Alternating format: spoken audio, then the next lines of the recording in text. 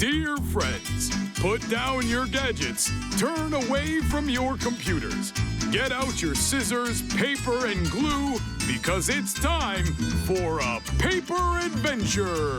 All right! Aristotle, knock knock, paper tales! In one particularly papery land, there lived a moose named Aristotle and a woodpecker named Knock Knock.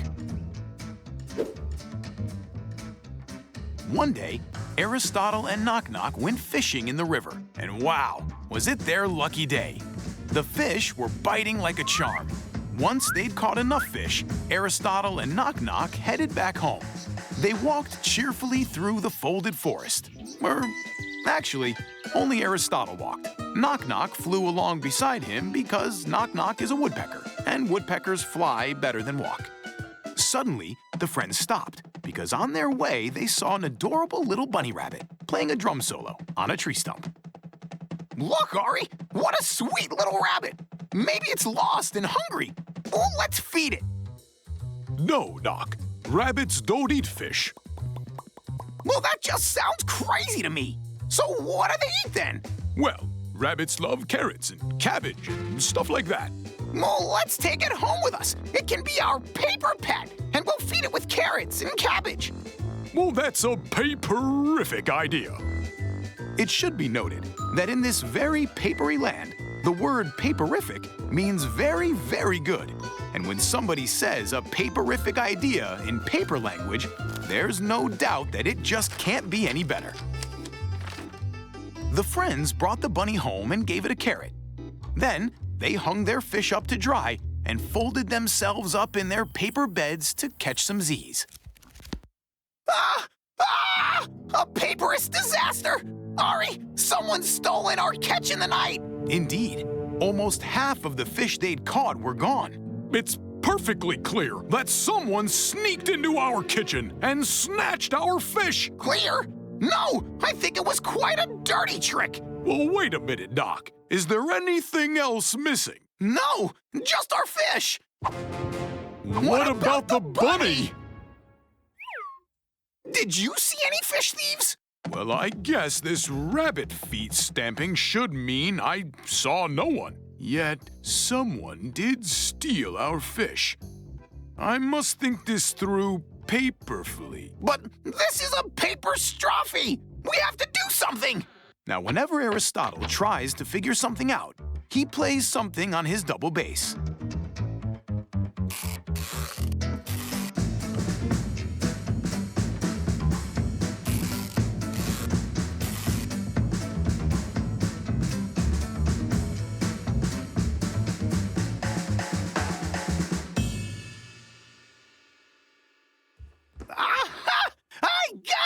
The trap is set! I can't wait to tell Ari! I caught you in my tapey web, villain! Hey, Ari, where are the thieves? Sorry, Ari. I just planned to catch the thieves. Oh, what a mistape! I know what happened to our fish. See, I put this box over our rabbit and leave some fish inside. What do you think is in the box now, Knock? I say it's the bunny and the fish. Aristotle pulled off the box, but instead of the adorable bunny or the fish, there was a pink cat. That cat ate our bunny? Aristotle did the box trick again, and the cat was replaced by the same old pink rabbit. I'm so confused. Well, it's as simple as a piece of paper. No one came to steal our fish. Our pet devoured it. You said rabbits don't eat fish. Correct. Rabbits don't. But this one is no rabbit. Let me introduce you to a bunny cat. Aristotle picked up the rabbit and tugged on its little bunny tail. The tail grew longer, just as the long rabbit ears grew shorter. Now the rabbit looked just like a cat. Draw the body of a bunny cat and the tail and ears all together in one piece. Scissor them out neatly, then cut slits for the ears and the tail and put it all together. It's a cat bunny. Bunny cat. Hooray! It turned out pretty paperful, don't you think? And the bunny cat stayed with our friends Ari and Knock Knock. They fed it with fresh fish and the freshest carrots and stuff, and it would purr happily or play pad drum solos on the table, both of which probably meant in the bunny cat language, you guys are awesome friends. Paper Tales! In one particularly papery land, there lived a moose named Aristotle and a woodpecker named Knock Knock.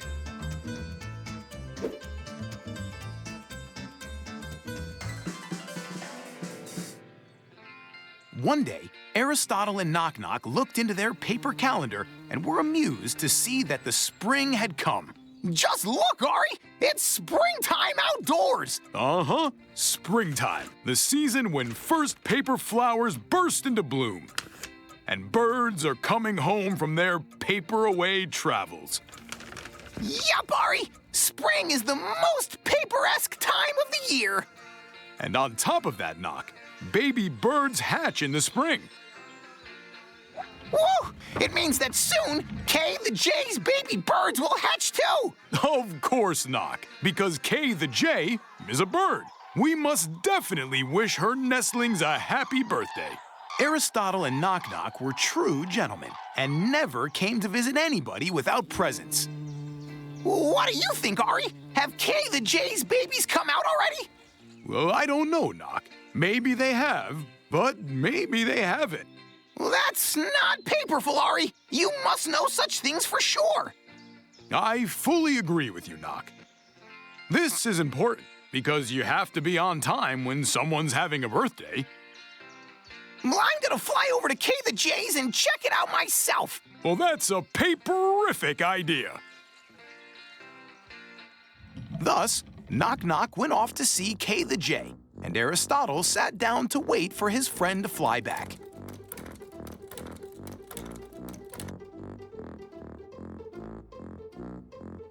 It took a good while to have him come back, when at last, Knock Knock returned home.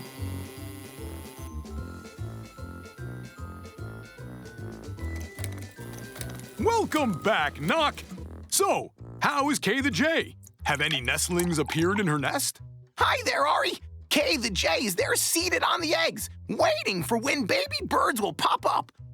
But none of them did so far. In other words, do you mean to say they weren't there when you were at Kay the Jay's? But some time has passed since then, hasn't it? Is there a chance for any baby birds to appear since then? I believe that there is a chance.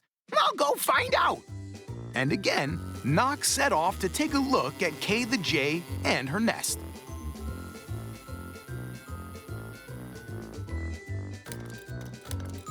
Babies are not there yet. What about now? Oh, well, find out. Once again, Knock spread his wings and headed to Kay the Jay's.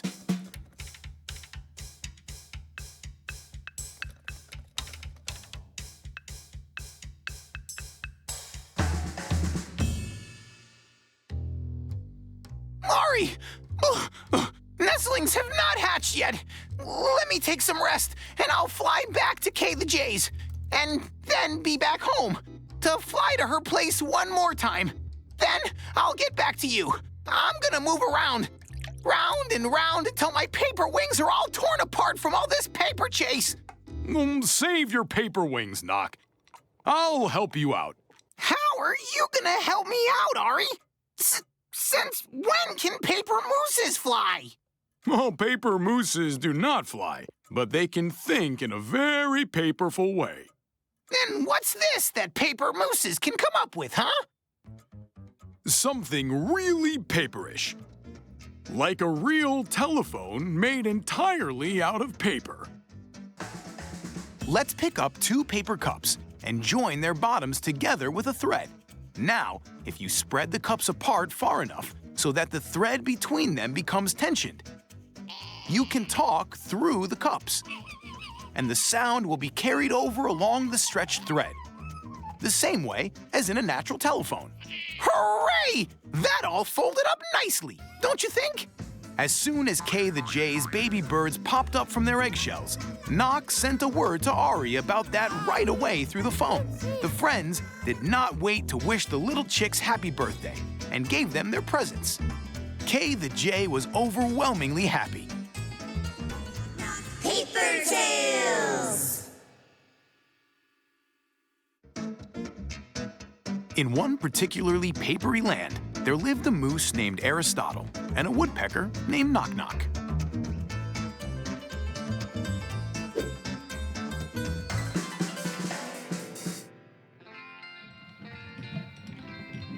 One fine summer morning, Aristotle and Knock Knock sat down to drink some fresh, paperlicious tea. Ari, what's in the newspapers? How's the weather? How's the weather?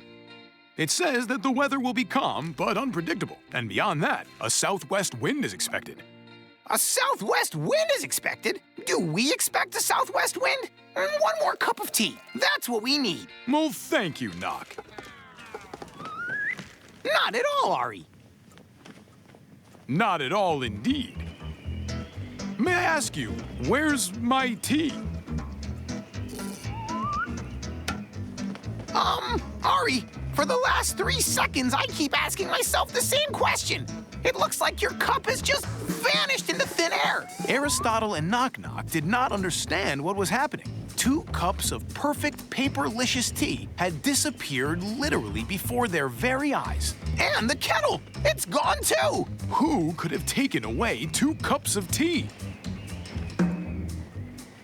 And the tea kettle. Knock Knock, be so kind as to remind me. What did I read about this southwest wind? That it's being expected. Ouch! The southwest wind! Yes, that was the southwest wind. It was mellow, but playful, and windy a bit. Well, it was a wind, as a matter of fact. The southwest wind. I am sorry. I hate troubling you, but you're carrying away my favorite chair. And then, the southwest wind let go of the chair, but caught hold of the tea table. Apparently, all southwests are like that. Once they've arrived, they just have to take something with them. I'm sorry, but without a table, tea drinking is simply not possible. It seems that the southwest winds got out of tune. It gave back the cups that it had carried away before, then sat on the ground and became sad. And when the southwest winds become sad, they always sigh. Ari, do you by chance have any ideas? My dear friend, I think it's time to think paperfully.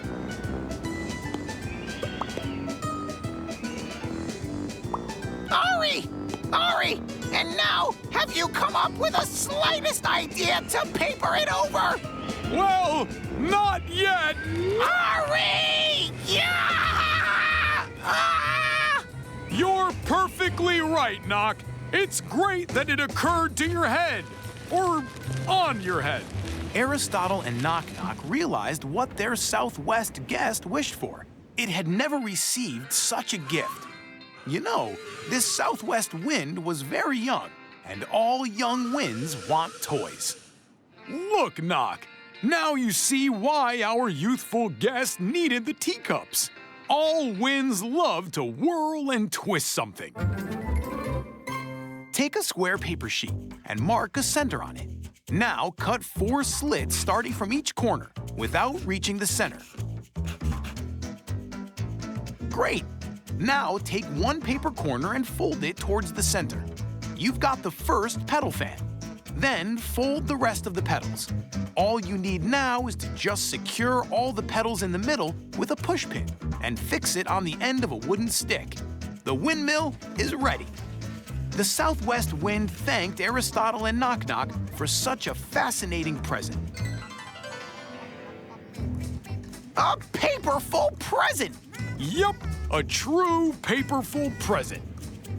I say, I agree with you, Aristotle. It is terrific that in this treacherous weather, the southwest wind flew into our place. That's right, my friend. And the good thing is also that we were smart enough to offer our guests some entertainment. What's in the papers? The weather. Is it still windy? Calm and unpredictable, my friend. calm and unpredictable. Although our cups don't get lost anymore. Thus, the southwest wind met new friends. And the friends met the southwest wind.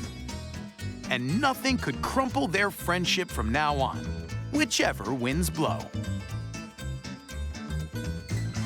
Paper Tales!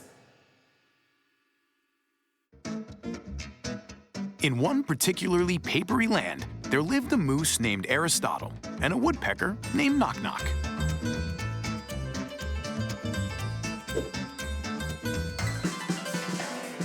One day, our friends were up to watch some TV because it was the day when the winner of the Paperback Inventors Competition was to be announced.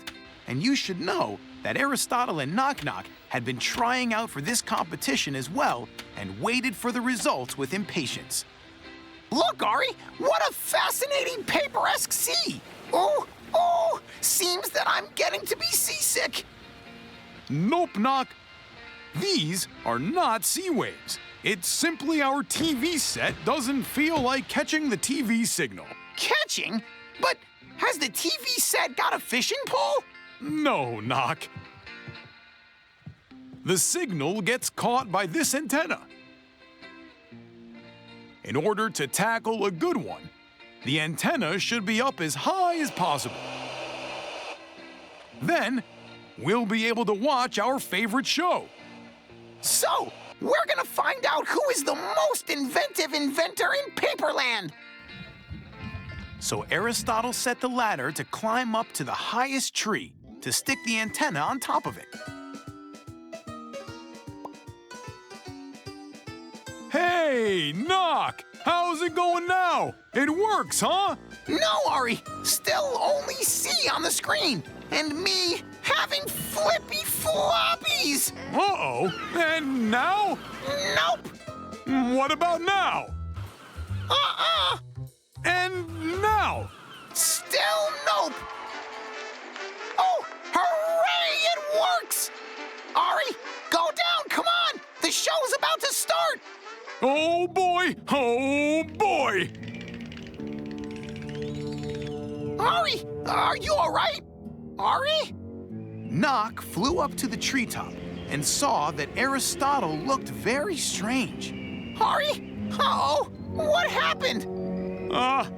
I'm afraid. But of who? Where is that monster? I'm gonna let him have it! Nobody can frighten my friends! No, Knock! I'm afraid of heights! It turned out that Aristotle got so carried away that he forgot all about his height issues and remembered only when he got all the way to the treetop. How can you be afraid of heights? Heights have no teeth and no claws. You better get down, my friend. No, Knock! I can't! Leave me alone here and go down on your own! True paper woodpeckers don't leave their friends behind. Come on, Ari, think something up. You'll find the way out if you think paperfully. But Ari was too shaken with fear to think paperfully, so Knock had to do the thinking on his own.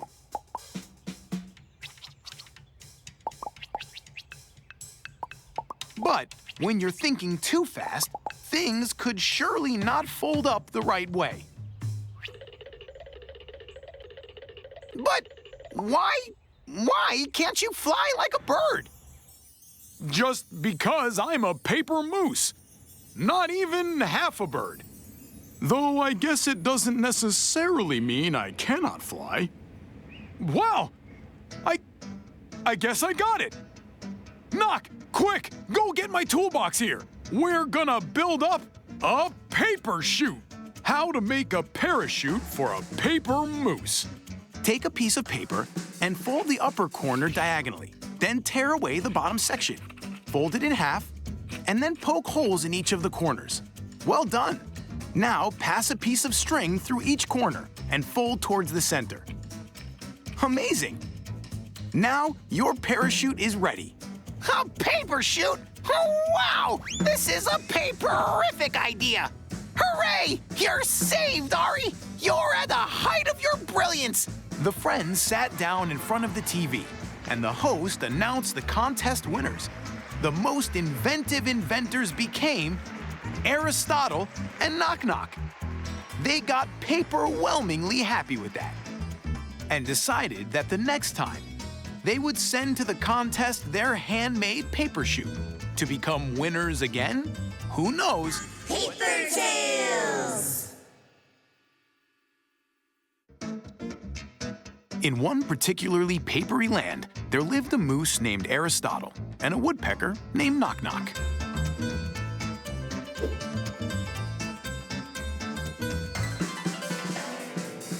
One day, Knock Knock and Aristotle sat down to play paper Scrabble. Look here, Knock. I've made up the word park, which means I've won again. What? Again? No, Ari, that's not fair. There's no such word. You're off the mark, Knock. Park is a special place where trees grow. Not all higgly-piggly, but the way it's supposed to be. Supposed by whom? By the trees? No, Knock. Naturally, not by the trees. By us, for example. You see, when trees are together, they can grow in shapes of circles, squares, or even in the shape of a heart. And paper hearts can be so lovely. Of a heart? Yes, a heart is very paperly. It should be noted that a short distance away from the friend's house, there was a postcard plane. And on that very plane, the friends agreed to lay out their park. Knock Knock. It's gonna be a marvelous park, and its shape will resemble a heart.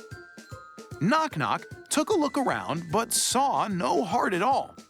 Strange, Ari. Your park resembles a tree shape. I mean, plenty of trees. My friend, the park will look like a heart if we see it from a bird's eye view, because a point of view matters. Uh-huh. Well, that's where it is. I should have guessed. And the friends went on setting the trees because they impatiently wanted to see what the park would look like. Well, that's all.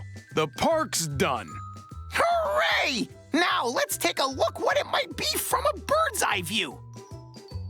All of a sudden, the woodpecker realized that Ari can't see the park from a bird's eye view, since it happened that he wasn't a bird and doesn't know how to fly at all. Not a bit. Ari, are you sure that you don't fly? Well, I've never really tried. Let's go ahead then and try it. It's as easy as pie.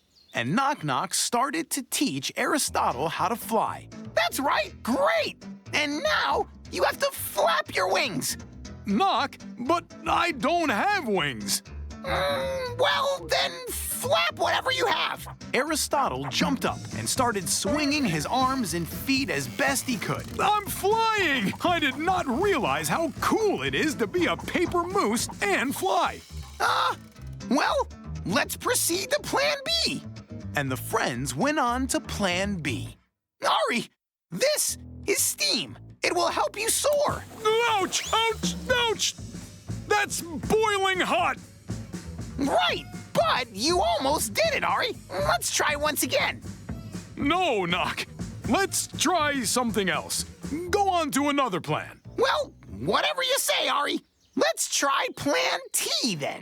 However, soon it became obvious that Plan T and other plans also did not help. We need a brand new plan. Ari, we need a plan.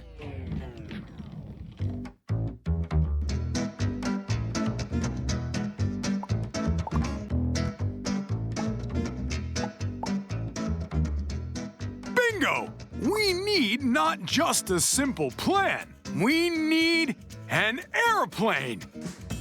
Hooray! Airplane! Oh, how paperful! Fold a paper sheet in half. Then bend the corners towards the center. Now, bend the upper part and fold the corners once again. Fold the sheet in half and unbend the wings. And now, your airplane is ready. Oh, paper-ficient! Now, we can see our park from a bird's eye view. Yes. And not only a bird's eye view, my dear friend. It would make any bird jealous because we're on the toppest top. Aristotle the moose and Knock-Knock the woodpecker were enjoying the flight, so this story also unfolded very painfully because it turned out that everybody who has imagination can fly, and you don't have to be a bird for that. Although, well, you can be a bird. No one's gonna blame you for that.